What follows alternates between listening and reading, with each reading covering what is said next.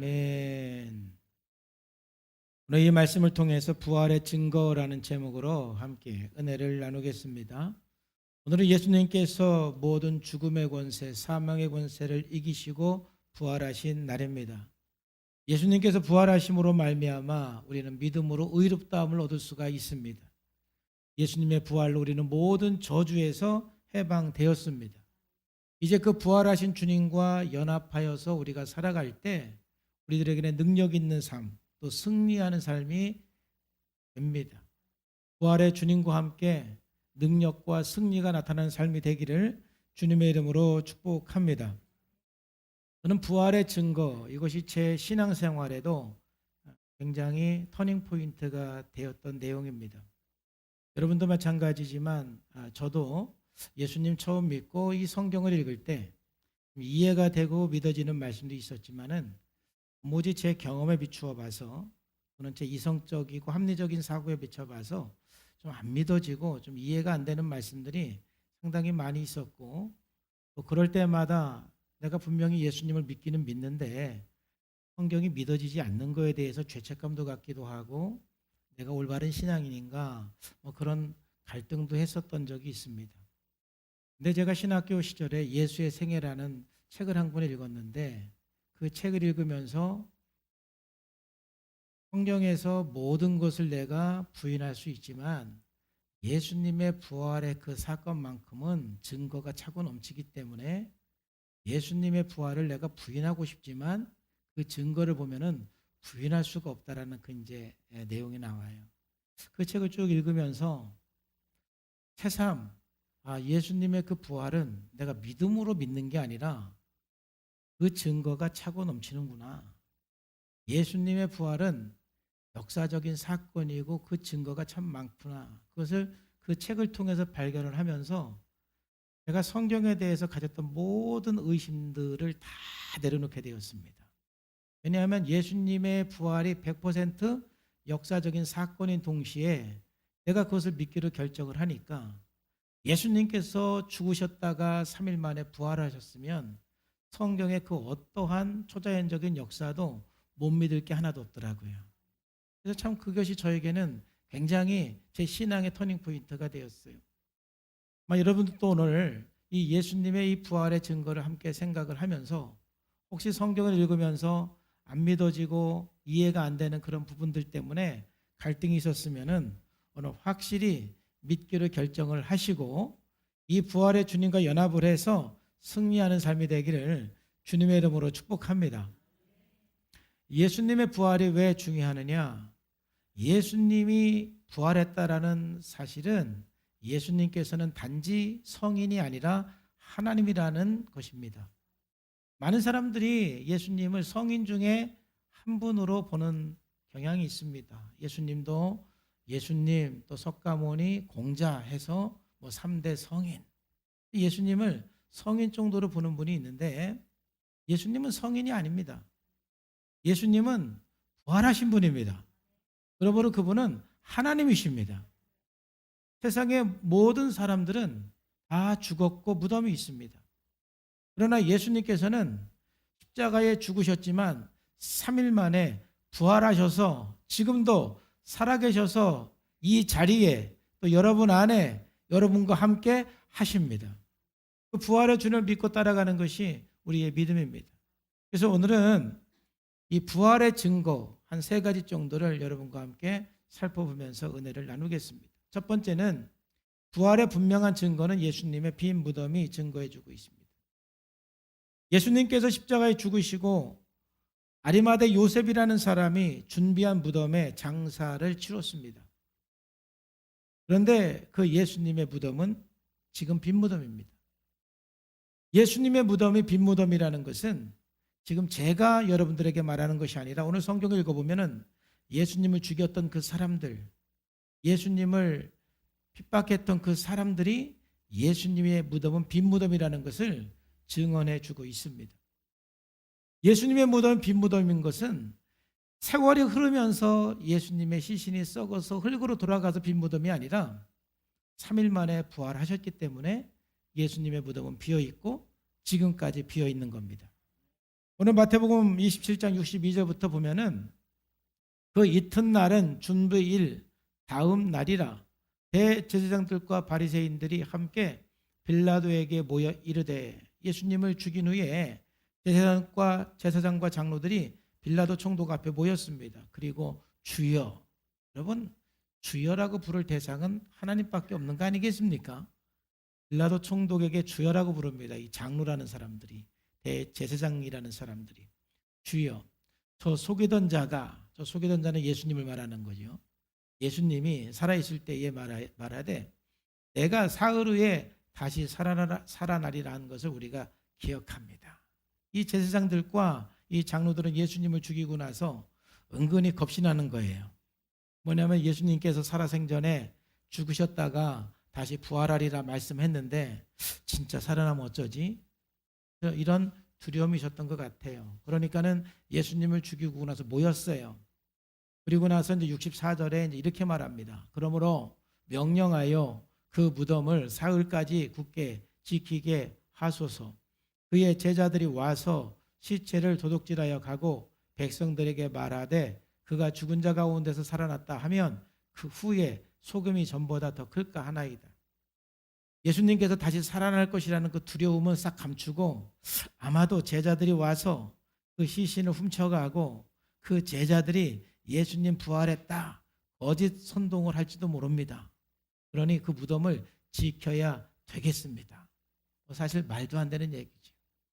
그래서 이제 빌라도가 그렇게 하라고 허락을 합니다. 빌라도가 이르되 너희에게 경비병이 있으니 가서 힘대로 굳게 지키라. 그래서 그들의 경비병을 다 동원해서 예수님의 무덤을 지키는 것입니다. 그래서 66절에 보니까 그들이 경비병과 함께 가서 돌을 임봉하고 무덤을 굳게 지켰다 표현하고 있어요. 당시 그 유대인들의 그 장례는 우리나라처럼 매장이 아니라 동굴의 그 장례를 치릅니다. 그러니까 예수님께서도 이 아리마대 요셉이 준비한 그 동굴에 그 시신을 안치한 것입니다. 이제 그 경비병들이 그 동굴에 가서 동굴 입구를 큰 돌로 막아버렸습니다. 그리고 임봉했습니다. 그리고 경비병들이 지키고 있습니다. 여러분 이렇다고 해서 예수님께서 부활하지 못하는 거 아닙니다. 이렇게 지키고 이렇게 임봉했지만은 예수님께서는 십자가에 죽으시고 3일 만에 부활하셨습니다. 28장 오늘 우리 읽은 본문 말씀 보면은 이제 여자들이 예수님의 시신에 향유라도 부으려고 무덤을 찾아갔지요. 그때 가니까 이미 무덤 문이 열려 있었어요. 그리고 그 천사들이 그 여자들에게 이렇게 말을 합니다. 천사가 여자들에게 말하여 이르되 너희는 무서워하지 말아라. 십자가에 못 박히신 예수를 너희가 찾는 줄을 내가 아노라. 그가 여기 계시지 않고 그가 말씀하신 대로 살아나셨느니라. 할렐루야. 말씀하신 대로 살아나셨느니라. 예수님은 부활하셨습니다. 많은 사람들이 예수님의 무덤을 지키고 임봉하였어도 예수님은 말씀하신 대로 3일 만에 살아나셨어요.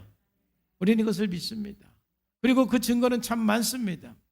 우리 함께 오늘 찬양했던 이 찬양, 이 후렴만, 원수를 다 이기고 무덤에서 살아나셨네. 우리 힘차게 한번 부르십시다.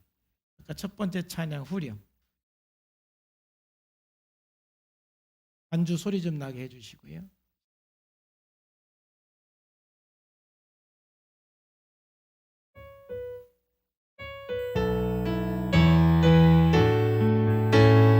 원수를 다 이기고 무덤에서 살아나셨네. 어둠을 이기시고 나와서 성도 함께 길에 다스리시네. 사셨네.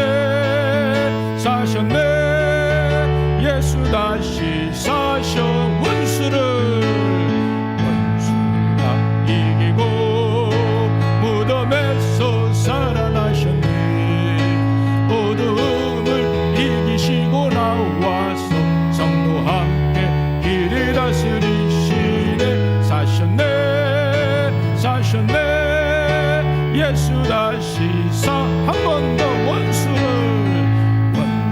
다 이기고 무덤에서 살아나셨네. 어두움을 이기시고 나와서 성도와 함께 길을 다스리시네. 사셨네 예수 다시 사셨네. 할렐루야. 예수님이 살아나니까요, 이 원수들이 이제는 아주 난처하게 되었습니다.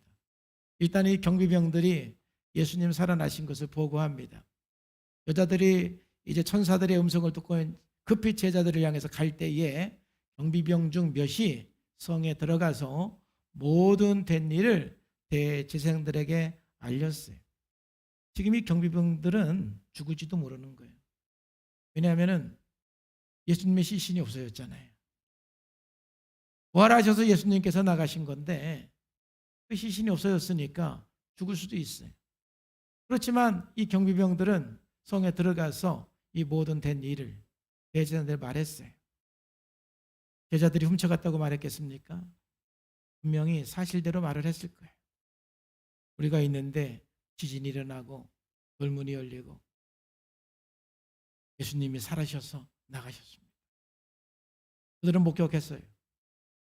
증언했습니다. 그랬더니 그 지도자들이 이제 어떻게 합니까? 12절부터 보니까 그들이 장로들과 함께 모여 이제 의논을 했어요. 이거 어떻게 해야 되나? 그리고 군인들에게 돈을 많이 줬어요. 이 군인들은 죽을 줄 알았는데 돈 벌었어요. 많이 줬어요. 그리고 나서 그 군인들에게 말하는 겁니다.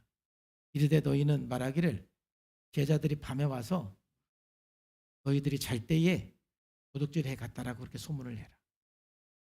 그래서 그때부터 지금까지 마태복음에 쓰여진 것이 약 55년인데 그때부터 55년까지, 아니 지금까지도 예수님의 무덤이 빈 것은 예수님의 제자들이 훔쳐갔다, 이렇게 주장하는 사람들이 있는 거예요. 그러니까 예수님의 무덤이 비었다라는 것은 지금 제가 말하는 것이 아니라 맨 처음에 예수님을 죽였던 이 자들이 예수님의 무덤은 비어있다라는 것을 이렇게 자기들의 입으로 말하고 있는 거예요. 그런데 예수님의 무덤에 비어있는 이유는 제자들이 훔쳐갔다고 말해라 하고 거짓말을 치고 있는 거예요. 예수님의 무덤이 빈 것은 예수님이 부활한 것 외에는 설명할 방법이 없는 거예요. 예수님은 부활하셨습니다. 그래서 빈 무덤입니다. 여러분 왜 그렇습니까? 예수님의 제자들이 예수님의 시신을 훔쳐갈 수 있는 가능성은 0%입니다. 왜 그러느냐? 첫째는 지금 예수님께서 십자가에 죽으시고 부활하셨을 이 당시에 제자들은 예수님 십자가 못 박혀 돌아가실 때에 두려워서 다 도망갔어요. 이따가 나오지만은 그 제자들은 너무 무서워서 한 장소에 모여서 문을 걸어 잠고 벌벌 떨고 있었어요.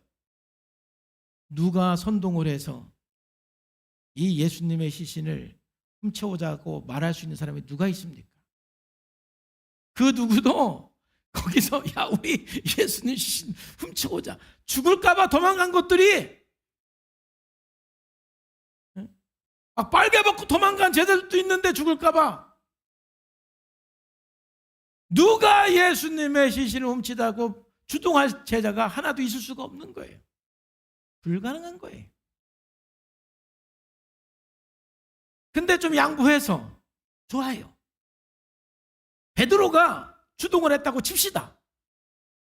베드로가 제자들 다 모여서 우리 그래도 예수님 시신 훔쳐오자. 만약 그랬다 칩시다. 그러면 지금 우리가 성경 본 것처럼 그 경비병들이 그냥 철통같이 지키고 있고 그 무덤을 큰 돌로 막고 임봉까지 했는데 아무 무기도 없는 제자들이 무슨 방법으로 훔쳐옵니까? 만약에 지키는 병사들이 없고 뭐 이렇게 아무도 거기에 위험한 요소가 없다라면 그럴 수도 있겠지만은 지금 이 장로와 이 대제사장들이 철저하게 대비해서 수많은 경비병들이 지키고 있는데 이 제자 11명 아닙니까? 가룟 유다는 죽었으니까. 이 11명의 제자가 무슨 힘으로 그 경비병을 뚫고 예수님의 시신을 훔쳐온다는 것입니까? 불가능한 일이죠. 가능성 없는 얘기. 좋아요. 훔쳐왔다고 칩시다. 양보해서. 그러면은 만약에 예수님의 제자들이 성공적으로 시신을 훔쳐왔다고 하면은 여러분, 자기들이 그 시신을 훔쳐와 놓고 예수님 부활했다라고 11명 제자가 다니면서 자기 목숨 걸고 얘기할 사람이 몇 명이나 있겠어요? 자기들이 그렇게 거짓말로 훔쳐와 놓고 그 예수님의 시신을 보면서 정을 느끼고 눈물을 흘릴 수 있겠지만은 이제 밖에 나가서는 예수님 부활했어요 라고 그렇게 거짓말 칠 예수님의 제자가 누가 있겠어요? 한두 명은 의리를 가지고 그럴 수도 있겠다 치지만은 11명 모두가 그럴 수가 없는 거예요. 그러니 이 예수님의 이 제자들이 예수님의 시신을 훔쳐갔을 가능성은 1%도 없는 거예요. 불가능한 이야기예요. 그런데 지금 이 장로들과 대제사장들은 그 예수님께서 부활하셔서 무덤이 비었음에도 불구하고 그들은 제자들이 훔쳐가서 무덤이 비었다라고 거짓말을 하도록 군인들에게 요청을 하는 것이죠. 참 저는 이 본문을 읽을 때마다 굉장히 안타까워요. 제사장들이나 장로들이 예수님께서 살아 생전에 좀 예수님을 좀 적대시하고 안 믿은 거는 좀 인간적으로는 이해를 해요. 뭔가 서로의 어떤 그 이권들이 있고 그렇기 때문에 예수님을 믿지 못한 거는 제가 인간적으로 이해를 해요.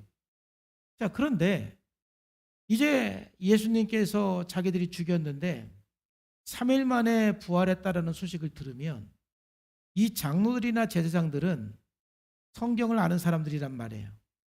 구약 성경을 아는 사람들이란 말이에요.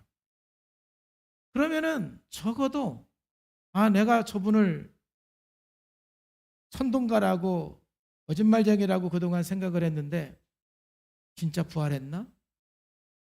만약 부활했으면 저분은 하나님이신데 사람이 아닌데? 그리고 좀 확인을 하고 좀 믿기로 결정을 했으면 얼마나 좋았을까? 근데 사람이 안 믿기로 결정을 하면은요, 아무리 믿을 만한 증거를 갖다 대도 안 믿더라고.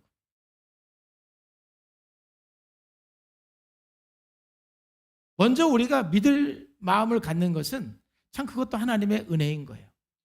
참 이 자들은 끝까지 예수님을 안 믿으려고 예수님께서 부활한 사실을 어쩌면 제일 먼저 그 소식을 듣고 나서도 그것을 믿기 싫으니까 군인들에게 돈을 줘서까지 예수님의 무덤이 빈 것은 제자들이 훔쳐가서 그랬다고 해라. 이렇게 거짓말을 치는 거예요. 불쌍한 사람들이에요. 예수님의 무덤이 빈 것은 예수님 부활해서 그런 것입니다.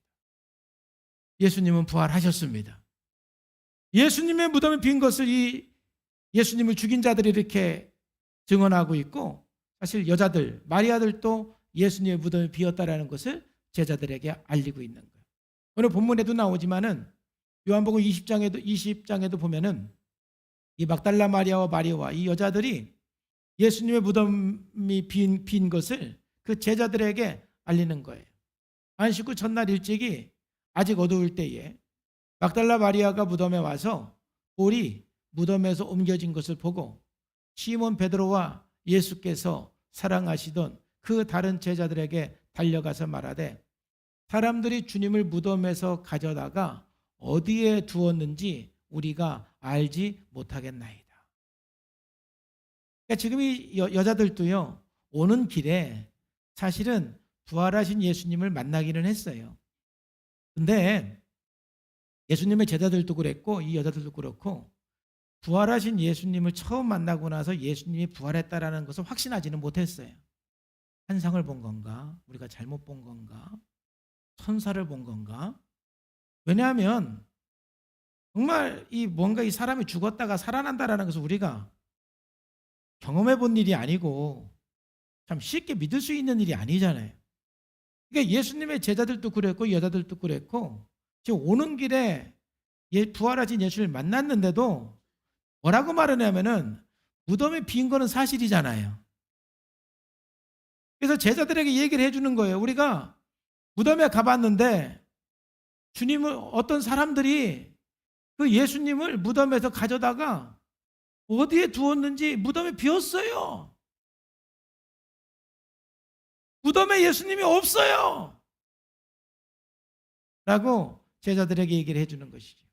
그러니까 최초로 무덤에 찾아갔던 이 여자들도 예수님의 무덤에 비어 있음을 증언해주고 있는 거예요. 이처럼 예수님의 무덤에 비어 있다라는 것은 예수님이 부활한 것을 우리들에게 보여주는 거예요. 여러분, 예수님의 부활의 사건은 역사적인 사건이고 과학적으로 우리가 믿을 수 있다 없다가 아니라 이렇게 이 빈 무덤이 확실하게 증언해 주기 때문에 여러분, 이 예수님의 부활을 믿고 그 믿음으로 성경을 읽기를 주님의 이름으로 축복합니다.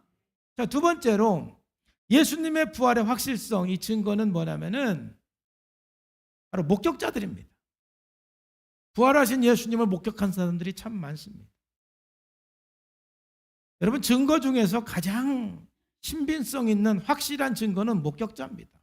목격자가 있으면 끝난 겁니다. 예수님 부활의 사건을 많은 사람들이 목격을 했고 그 목격한 것을 증언하고 있습니다. 첫 번째로 지금 이 여자들이 예수님의 부활을 목격했습니다. 여자들이 예수님의 무덤에 갔다가 부활하신 예수님을 만났어요. 오늘 본문 5절에서 10절까지 보면은 천사가 여자들에게 말하여 이르되 너희는 무서워하지 말라. 십자가에 못 박히신 예수를 너희가 찾는 줄을 내가 아노라. 그가 여기 계시지 않고 그가 말씀하신 대로 살아나셨느니라. 지금 천사들이 여자들에게 예수님은 살아났다라고 증언해주고 있어요. 말해주고 있어요. 그리고 이 천사들이 이 여자들에게 빨리 제자들에게 이 소식을 알려라 그러는 거예요. 그래서 7절에 또 빨리 가서 그 제자들에게 이르되, 제자들에게 지금 여자들이 뛰어가고 있어요. 근데 지금 이 여자들이 제자들에게 뛰어가는 그 길목에서 예수님이 나타나셨어요. 8절에 보면은 그 여자들이 무서움과 큰 기쁨으로 빨리 무덤을 떠나서 막 제자들에게 알리려고 지금 달려가는 거예요. 그러니까 지금 여자들의 마음이 어떻겠어요? 두렵기도 하고, 뭐 우리가 뭐 환상을 본 거야, 뭘 본 거야, 뭔 소리를 들은 거야, 막 기쁘기도 하고, 사실은 막 정신이 없는 거예요. 그래서 그 마음을 가지고 지금 제자들을 향해서 막 달려가는데 9절에 보니까 예수님이 탁 길에서 그 여자들에게 나타나셨어요. 부활하신 예수님께서 그 여자들을 만나 이르시되 평안하냐, 평안하라 이렇게 말합니다. 두려워하지 말아라, 평안하라,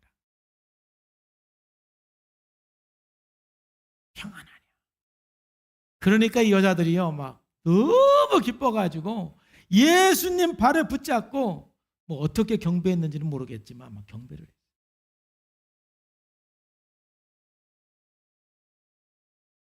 이랬음에도 불구하고 여자들은 예수님이 부활했나 안 했나 이렇게 만나놓고도 사실은 혼돈스러웠던 거예요. 그래서 예수님께서 이 여자들에게 말하는 거예요. 이에 예수께서 이르시되 무서워하지 말아라. 가서 내 형제들에게 갈릴리로 가라고 하라. 거기서 나를 볼 것이다. 제자들에게 가서 갈릴리에서 나를 만나자고 해라. 메시지를 전하죠. 이처럼 이 여자들은 부활하신 예수님을 맨 처음 목격한 사람들. 부활하신 주님을 목격한 사람들은 참 많이 있고 이제 이 사람들이 예수님께서 부활하신 것을 증언하기 시작하는 거예요. 이 목격자들을 통해서 볼 때 예수님의 부활은 역사적 사실인 거예요. 또 예수님의 제자들이 부활하신 예수님을 직접 만났어요. 예수님의 제자들도 부활하신 예수님을 한 3번 정도 만나고 확실하게 인정하고 믿기 시작을 했어요. 제자들도 처음 만났을 때는 어리둥절했어요. 또는 요한복음 21장에 보면은 예수님께서 제자들에게 나타나셨는데 이게 3번째 나타나신 것이다라고 말씀하고 있어요. 요한복음 20장 19절에 이날 곧 안식 후 첫날 저녁 때에 제자들이 유대인들을 두려워하여 모인 곳에 문을 닫았더니, 이렇게 지금 제자들은 막 무서워가지고 문 닫고 그냥 벌벌 떨고 있는 거예요. 그때 예수님께서 오사 가운데 서서 이르시되 너에게 평강이 있을지어다. 부활하신 주님이 제자들에게 나타나신 거예요. 이 제자들은 예수님의 부활을 목격을 한 것이죠. 그리고 21장에 또 예수님께서 제자들에게 나타나셨어요. 그 후에 예수께서 디베라 호수에서 또 제자들에게 자기를 나타나셨으니 나타나신 일은 이러하니라. 그리고 이제 2절부터 13절까지 쭉 부활하신 주님과 제자들 사이에 그 만나는 그 사건이 나와요. 그리고 14절에 이것은 예수님께서 죽은 자 가운데서 살아나신 후에 3번째로 제자들에게 나타나신 것이다. 이처럼 예수님께서는 부활하셔서 제자들에게 나타나셨고, 제자들은 확실하게 부활하신 예수님을 만났고 목격을 했습니다. 부활하신 예수님을 목격한 사람이 예수님 부활한 걸 내가 보았다, 예수님 부활했다 말하는데 우리가 못 믿을 이유가 어디가 있겠습니까? 3번째로 우리가 예수님이 부활했다라는 분명한 그 사실은 무엇이냐면은 목격자가 한 번 더 하고요. 미안합니다. 3번째 예수님께서 누구에게 나타나셨느냐 하면은 바울과 500의 형제들에게 나타났어요. 그러니까 이 여자들에게 나타나시고 예수님의 제자들에게만 나타났으면 한 20명 남짓 되니까 그 사람들이 그냥 환상을 보고 예수님 부활한 걸 만났다고 말하는 거지, 우리가 그렇게 의심할 수도 있어요. 그런데 고린도전서 15장 보면은 예수님의 제자들과 여자들 한 20여 명 정도가 아니라 500명이 넘는 사람들이 한 번에 부활하신 예수님을 만났다라고 말씀하고 있어요. 고린도전서 15장 4절에서 5절에 보면은 장사 지낸 바 되셨다가 성경대로 사흘 만에 다시 살아나사 게바에게 보이시고, 여기는 게바는 베드로지요. 베드로에게 보이시고 후에 12 제자에게와 그 후에 500여 형제들에게 일시에 보이셨다. 500명이 넘는 그 사람들에게 부활하신 예수님께서 일시에 나타나셨어요. 그 500명 중에는 이 고린도전서가 쓰여질 그 당시에 대부분이 살아있어요. 그러니 이 성경이 거짓말일 수가 없는 거예요. 그리고 몇 사람은 잠들었어요. 그리고 그 후에 야고보에게 나타나셨고, 그 후에 모든 사도에게와 맨 나중에 만삭되지 못하여 난 자 같은 내게도 보이셨느니라. 할렐루야. 사도 바울. 부활하신 예수님을 여자들이 만났고 제자들이 만났고 500명이 넘는 사람들이 부활하신 예수님을 직접 목격했고 그들이 부활의 예수님을 증언하고 있습니다. 여러분, 예수님은 부활했습니다. 부활하신 예수님을 우리가 믿고 성경을 볼 때 우리는 이 성경의 모든 초자연적인 역사들을 다 믿을 수가 있습니다. 예수님이 부활했는데 죽은 자를 왜 못 살리십니까? 부활하신 예수님이 하나님이신데 왜 무리를 못 걷습니까? 부활하신 예수님이 하나님이신데 왜 보리떡 5개와 물고기 2마리로 5,000명을 먹이시는 것이 뭐가 문제입니까? 예수님께서 부활했다라면 그분은 하나님으로서 성경의 모든 초자연적인 역사를 우리가 1%도 의심하지 않고 믿을 수가 있습니다. 뿐만 아니라 우리가 신앙생활을 하면서 참 늘 안타까운 것은 우리들의 그 경험과 우리들의 이 지식과 우리들의 이 생각으로 인해서 항상 하나님의 능력을 제한시키고 예수님의 능력을 제한시킵니다.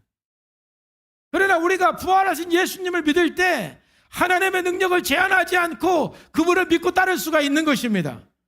그러므로 내게 능력 주시는 자 안에서 내가 모든 것을 할 수 있느니라. 나는 할 수 없지만 부활하신 주님은 하실 수 있습니다. 나는 할 수 없지만 주님은 할 수 있습니다. 부활하신 주님은 가능합니다. 이 믿음을 가지고 우리가 신앙생활하는 거예요. 그래서 우리 신앙생활은 예수 그리스도 안에서 우리가 변화되는 것도 있지만 초자연적인 역사들이 저와 여러분의 삶 가운데 강력하게 나타나시기를 주님의 이름으로 축복합니다. 부활하신 주님께서 우리와 함께하면서 초자연적인 역사가 일어난 것은 당연한 거예요. 우리의 신앙은 윤리적이고 도덕적인 수준에서 머무르는 게 아닙니다. 날 위해 십자가에 죽으시고 부활하신 예수 그리스도를 믿는 믿음으로 사는 거예요. 참 감사한 것은 다른 모든 성경 말씀이 내가 과학적으로 경험적으로 이해가 안 된다 할지라도 예수님의 부활에 대한 증거가 차고 넘친다라는 것이 너무 감사한 거예요. 예수님의 부활이 믿어지니까, 예수님의 부활을 믿으니까 성경의 모든 내용을 의심 없이 받아들일 수가 있는 거예요. 예수님의 부활은 우리의 믿음인 동시에 역사적인 사실이에요. 세 번째로 예수님께서 부활하신 것을 우리가 믿을 수 있는 증거는 뭐냐? 저는 이 세 번째가 가장 중요한 증거가 아닌가 싶습니다. 바로 그것은 12 제자들의 변화된 삶과 그리고 여러분들입니다. 예수님의 12 제자의 그 변화된 삶은 예수님의 부활이 아니고는 설명이 안 됩니다. 여러분, 제가 목사가 돼서 사역을 하고 지금 이렇게 하나님 앞에 헌신하면서 살아가는 삶은 예수님의 부활이 아니고는 설명이 안 됩니다. 여러분들이 신앙생활하면서 많은 사람들이 야, 주일날 교회 꼭 가야 돼? 뭐 힘들게 그렇게 꼭 교회 다녀야 돼? 뭐 이렇게 힘들은데 뭐 꼭 예수 믿어야 돼? 예수님의 부활이 아니고는 여러분의 삶, 그러한 삶을 설명할 길이 없는 겁니다. 뭐 교회 나온다고 물론 오늘은 떡을 주지만 가끔 누가 뭐 교회 나가면 떡 주냐, 뭐 밥 주냐. 오늘 떡 줘요 오늘. 가끔 줘요. 뭐 여러분 교회 나간다고 뭐 교회 나가면 뭐 떡 주냐, 밥 주냐, 뭐 별소리를 다 하잖아요. 그러니까 그만큼 너 교회 나가는 게 손해다 이런 거죠. 뭐 헌금은 왜 하냐? 뭐 이제 뭐 그런 거죠. 헌신을 왜 하냐? 뭐 그런 얘기죠. 뭐 그런 돈 있으면 뭐 난 이거 이렇게 하겠다. 그럴 시간 있으면 난 뭐 이렇게 하겠다. 예수 안 믿는 사람들이 볼 때는 그런 것이죠. 예수님의 부활이 아니고는 내 인생이 설명이 안 되는 거예요. 예수님의 부활이 아니고는 설명이 안 되는 여러분의 인생이 있기를 주님의 이름으로 축복합니다. 부활이 있기 때문에 내 삶이 설명이 되는 거예요. 그런데 더 중요한 건 이 예수님의 12 제자의 변화된 삶은 예수님의 부활이 아니고는 설명이 안 되는 거예요. 사도행전에 나타난 예수님의 제자들의 그 삶, 그럼 부활하신 주님을 그들이 만난 거 말고는 설명이 안 되는 거예요. 근데 한 구절만 먼저 보면은 사도행전 4장에 보면 정말 예수님의 부활을 증거하는 제자들을 향해서 그 권력 있는 현재 그 권력자들이 아주 경고를 하고 협박을 합니다. 정말 우리가 신앙생활하면서 권력자에게 협박을 받을 때도 계속 신앙생활하면 너 죽어, 너 직장 관둬야 돼, 뭐 등등 뭔가 협박을 받는다라면 여러분 진짜 두려울 겁니다. 지금 그런 상황이에요. 부활의 주님을 만나기 이전에 제자들은 무서워서 벌벌 떨고 도망갔던 사람들이에요. 그런데 18절에 보니까 그들을 불러 경고하여 도무지 예수님의 이름으로 말하지도 말고 예수님의 부활을 가르치지도 말라 그러는 거예요. 안 그러면 너희들 감옥에 가둔다, 죽인다 그러는 거예요. 그때에 베드로와 제자들이 어떻게 반응을 합니까? 베드로와 요한이 대답하여 이르되 하나님 앞에서 너희 말을 듣는 것이 하나님의 말씀을 듣는 것보다 옳은가 판단하라. 내 목에 칼이 들어와도 부활하신 예수님을 내가 증언하지 않을 수가 없다. 내가 옥에 갇힌다 할지라도 예수님의 부활을 증언하지 않을 수가 없다 라고 담대하게 말하는 거예요. 20절에 그렇게 설명하죠. 우리가 보고 들은 것, 내가 죽는다고 그래서, 내가 감옥에 간다고 그래서, 너희들이 협박한다고 그래서 내가 보고 들은 것을 말하지 않을 수는 없다.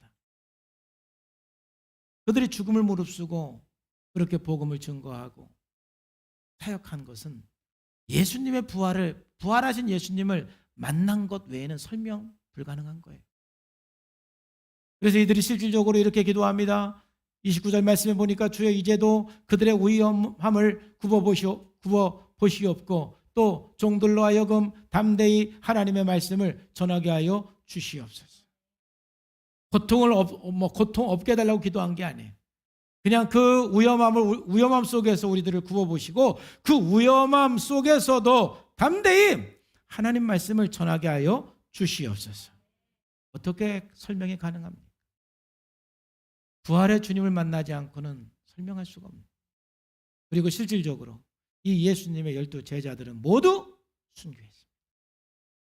예수님의 12 제자들이 이렇게 복음을 증거하다가 순교한 내용이 성경에 나와 있는 것도 있고 안 나와 있는 것도 있는데 그 유대 역사가 중에 유명한 요세푸스라는 사람이 있어요.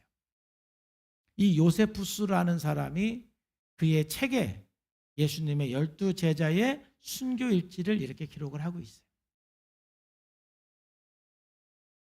베드로는요, 로마에서 복음을 증거하다가 너무 박해가 심하니까 좀 로마에서 좀 피신을 하기 위해서 좀 밖으로 나가고 있는 겁니다. 로마를 떠나고 있습니다.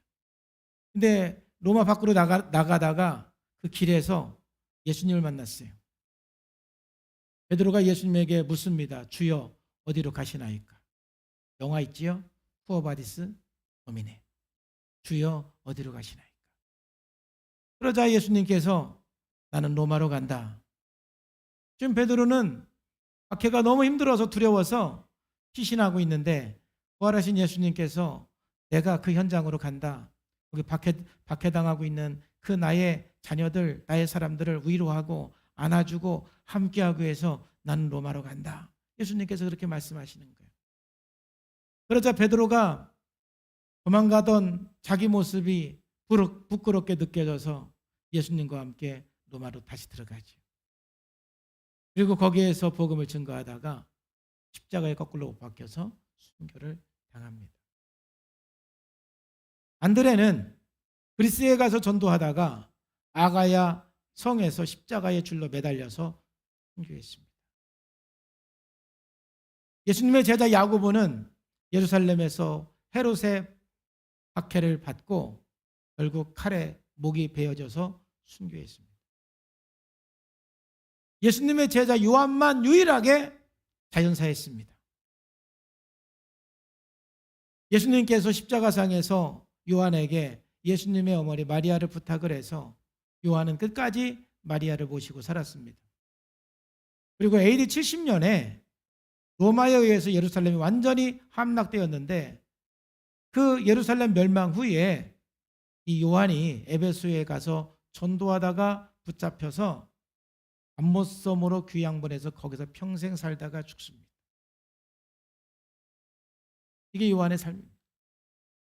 예수님의 제자 빌립은 소아시아 부르기아에 가서 전도하다가 기둥에 매달려 찢겨서 순교를 했습니다. 예수님의 제자 바돌로메는 알베니아에 가서 전도하다가 잡혔습니다. 그는 수없이 매질을 당한 다음에 십자가에 거꾸로 매달려 순교했습니다. 예수님의 제자 도마는 인도에 가서 전도하면서 현장에서 군인들에게 던진 창에 맞아 순교했습니다. 마태는 오늘 성경을 쓴 이 마태는 아프리카 이디오피아에 가서 전도하다가 잡혔죠. 그래서 잡혀 끌려가면서도 계속 전도를 하다가 그들의 칼날에 목이 베어져서 순교한 것이 마태입니다. 알페 아들 야곱이 있습니다. 군중들은 시체나 다름없는 그를 성전 꼭대기로 데리고 가서 결국은 거기에서 떨어뜨려서 완전히 죽였습니다. 순교했습니다. 제자 시몬은 애굽으로 전도를 갔다가 유대로 돌아와서 그곳에서 전도하던 중 군인들이 쏜 화살에 의해 순교했습니다.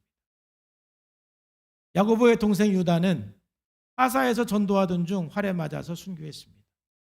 이 마띠아는 가룟 유다 대신의 제자가 된 사람입니다. 가룟 유다 대신의 제자가 된 이 마띠아는 이디오피아에 가서 전도하다가 관중들이 수없이 던진 돌에 맞아 순교해 가면서 복음을 외쳤습니다. 예수님의 이 12 제자가 한 사람도 빠짐없이 복음 전하다가 이렇게 순교했는데, 이렇게 순교한 것은 이들이 부활하신 예수님을 만난 것 외에는 설명이 안 됩니다. 만약 이 예수님의 제자들이 부활하신 예수님을 만나지 않았다면 어떻게 이런 삶을 살 수 있겠습니까? 어떻게 이런 고난을 선택할 수가 있겠습니까? 예수님의 이 제자들이 부활하신 예수님을 만나기 이전에는 참으로 나약한 사람들이었습니다. 아시는 것처럼 베드로도 예수님을 저주하면서 3번이나 부인했던 사람입니다. 도망가면서 누가 옷을 잡으니까 그 옷을 벗어던지고 도망갔던 것이 예수님의 제자들이었습니다. 두려워서 방문을 꼭 잠고 그들이 모여있던 것이 예수님의 제자들이었습니다. 그런데 그들이 부활하신 예수님을 만나고 나서는 변했습니다.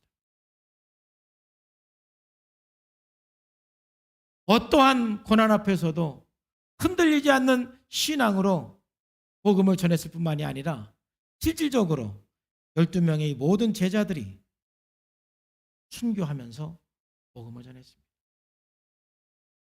이건 부활의 주님을 만난 증거입니다. 저는 저와 여러분들의 삶도 똑같다라고 생각합니다. 정말 부활하신 주님을 만난 경험이 없는 사람들은 신앙생활도 자기 이기적으로 할 수밖에 없습니다. 여러분, 부활의 주님이 아니고 설명되는 인생 살지 않기를 축복합니다.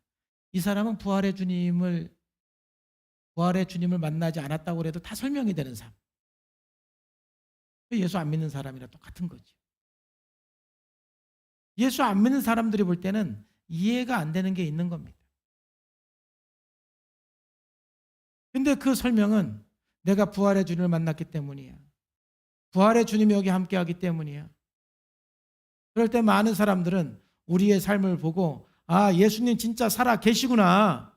너를 보니까 예수님 살아 계시구나. 너를 보니까 예수님이 여기 계시구나. 바로 우리의 삶이 많은 사람들에게 예수님의 부활에 증인이 되고 있는 거예요. 그래서 증인이라는 말은 순교한다라는 말하고 동의어예요. 내가 죽지 않고는 예수님의 부활에 증인이 될 수가 없는 거예요. 내가 죽어야만 너의 죽음을 보니까 예수님 부활한 게 맞다. 예수님의 모든 제자들이 순교를 통해서 예수님의 부활을 증언하였습니다. 우리가 오늘 성경을 통해서 예수님의 부활의 역사적인 사건을 살펴보았습니다. 아마 저와 여러분들은 모두 예수님께서 십자가에 죽으시고 부활한 이 사건을 믿는 사람이에요. 그런데 오늘 이 말씀을 함께 나눈 것은 더 강력한 믿음, 더 깊이 있는 믿음으로 이제 지난 한 주간 동안 십자가의 주님과 연합하고 부활의 주님과 연합하여 사는 법을 우리가 함께 나누었는데, 이제 부활하신 예수 그리스도를 50%만 믿는 게 아니고 80%만 믿는 거 아니고 이 역사적인 이 사건인 부활의 주님을 100% 믿고 그 부활의 주님과 연합하여서 승리하는 삶이 되기를 주의 이름으로 축복합니다. 모든 것이 형통하게 될 줄로 믿습니다. 회복될 줄로 믿습니다. 악한 영이 떠나갈 줄로 믿습니다. 육체의 질병도 떠나갈 줄로 믿습니다. 하나님의 초자연적인 역사가 나타날 줄로 믿습니다. 우리는 부활의 주님과 함께 동행하는 사람들이에요. 두려워할 필요가 없는 것입니다. 제목에 칼이 들어와도 부활의 주님을 떠날 수가 없는 겁니다. 누가 내게 위협한다 할지라도 나는 주님을 떠날 수가 없습니다. 왜냐하면 부활의 주님을 만났기 때문에 그렇습니다. 부활의 주님을 믿기 때문에 그렇습니다. 우리의 신앙은 단지 종교가 아닙니다. 살아계신 예수님 여기에 계시고 그 주님께서 우리의 삶에 영원토록 함께 하시면서 승리케 하시고 열매 맺게 해줄 줄로 믿습니다. 기도하겠습니다. 하나님 감사합니다. 오늘도 성령님께서 은혜 주셔서 말씀해 주심을 감사합니다. 오늘 이 부활의 주님을 우리가 생각하면서 부활의 주님이 단지 성경에 기록된 사건이 아니라 역사적인 사실이라는 것을 우리가 함께 살펴보면서 우리의 믿음이 더 무장되어지고 이 확실한 예수 그리스도의 부활을 믿고 오직 믿음으로 살아가기로 결정하고 결단합니다. 하나님 평생 부활해 주님과 연합해서 승리하는 삶이 되게 하여 주옵소서. 예수님의 이름으로 감사하며 기도하옵나이다. 아멘.